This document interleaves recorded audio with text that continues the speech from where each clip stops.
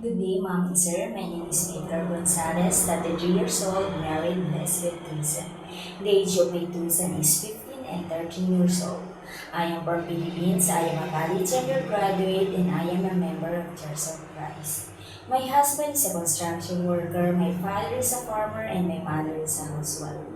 I describe myself as hardworking, easy to learn, loving, caring, and also I love pets like dog, cats, and birds. And I work as a local helper in Philippines for almost 3 years. I serve 5 members of the family, 2 adults, 1 children, 1 dog, and 1 cat. My main duties are taking care of children, taking care of pets, do the household chores, to maintain the cleanliness of the house, car washing, washing clothes, washing dishes, and cook food for my employer. And if you hired me, mom and sir, I will do my best in responsibilities and I will treat your family as my home. Thank you and hope to see you soon.